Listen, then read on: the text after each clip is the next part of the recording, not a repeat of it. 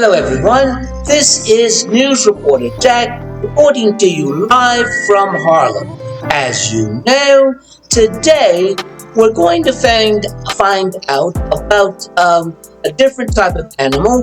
It's called Jim Crow. Now, if anyone has ever seen or heard about this animal, please let me know. I'm here at the studios live in Harlem, and we're learning about Jim Crow. Squirrels talk. There's no such thing as Jim Crow. Let's go to Mr. Antonio's classroom and find out just what Jim Crow actually is. That's it, Calvin. You really don't know. There is a Jim Crow.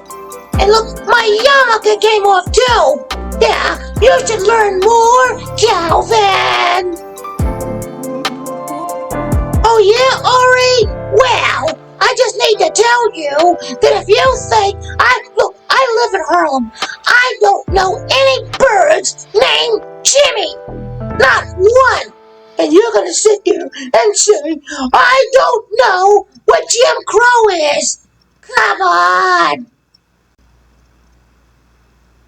Okay, everybody, all right. I understand that we're learning about something new today, and you don't know what Jim Crow is. Well, wait. Shaniqua, you have a question? You have something you want to say? You have your hand up. So, what is it that you want to say? Thank you, Mr. Antonio. I want to say that there is a Jim Crow, and we don't live under those laws now, but at one time they existed. And Calvin, maybe you should just read a little bit more, and Ari was right before you talk. So let's hear what Mr. Antonio has to say about Jim Crow. All right, well, let's talk about Jim Crow and what it was. Okay? The term Jim Crow originated from a minstrel show in the 1830s. An actor by the name of Thomas Dartmouth Rice performed a routine called Jump Jim Crow, where he blackened his face to resemble an African American. And Thomas Dartmouth Rice was Caucasian. He sang and danced, making fun of a silly black person that he made up called Jim Crow. While this character later became associated with discriminatory laws that were enforced, they enforced racial segregation in the American South, and this took place after the Civil War. These laws changed the lives of African Americans. They were harmful and they used stereotypes, and they denied African Americans equity or equal treatment, and that was some of the origins of Jim Crow. So Jim Crow is actually a set of laws. Wait, you have a question, Calvin?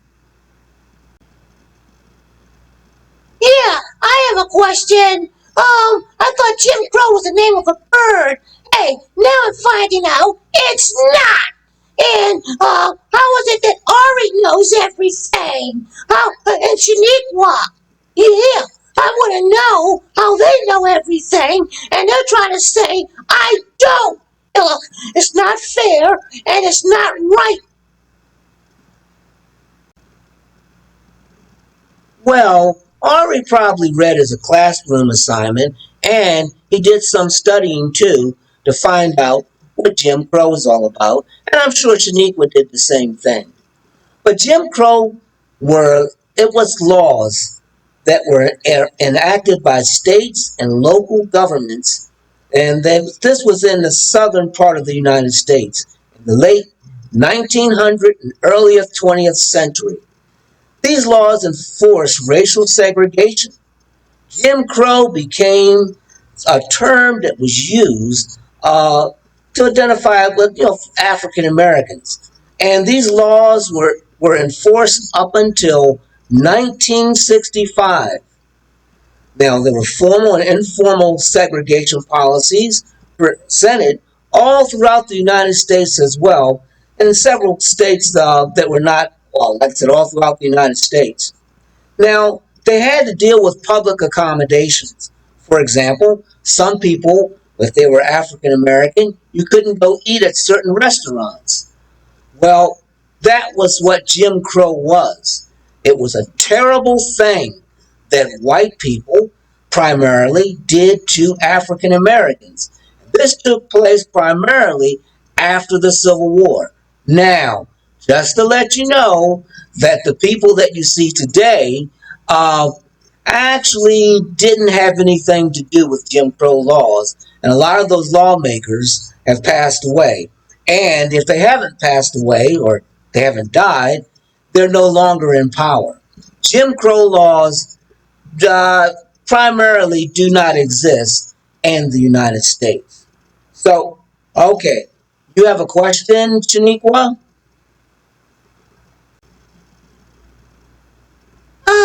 No, just a comment. Jim Crow was a part of a long time in history where people practiced racial discrimination and they practiced prejudice, they practiced bigotry, which means they didn't tolerate or like somebody because they were a different skin color or religion.